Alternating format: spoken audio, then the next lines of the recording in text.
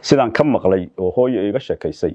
igu tiri hooyo 12 baa ilaahay uu ku manaystay aabahay garaad cali garaad jaamac kaalinka sagaalaad baan kaga jiray waxa way uu ka dardaarmay garaad cali inaan inkiisa loo dhiibo way uu ogaaday inuu wali fresh yahay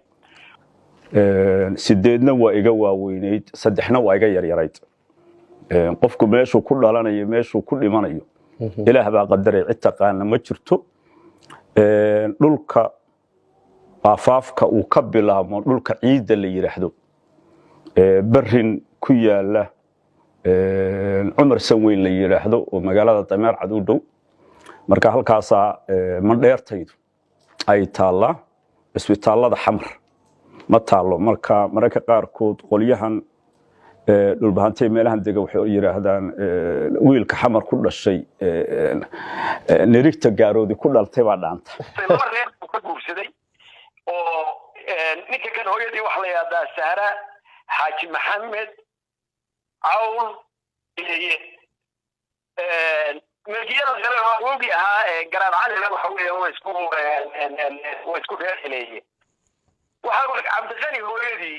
garaad gacan waan leeyahay garaad Cabdixamiid hooyadiina uu guursado caladeer baa loo reeyo waxay ahayd yaruna ana Saleebaan Ciise marka wuxuu isku family bay ahaayeen laakiin waxaan doonayaa ku sheego qisadaba oo inay saldanada wadadeedii ka leexatay oo aanu garaad jaamac saldanadu ku fadhiyatay reer garaad cali ahayn waxaan doonayaa ku sheego garaad jaamac garaad cali uu maqnaan jiray faharsana uu wadaagtay xanta waa arin cad waxa gaariga u wadi jiray nin hadda caaqil ah oo nool baa garaad cali gaariga u wadi jiray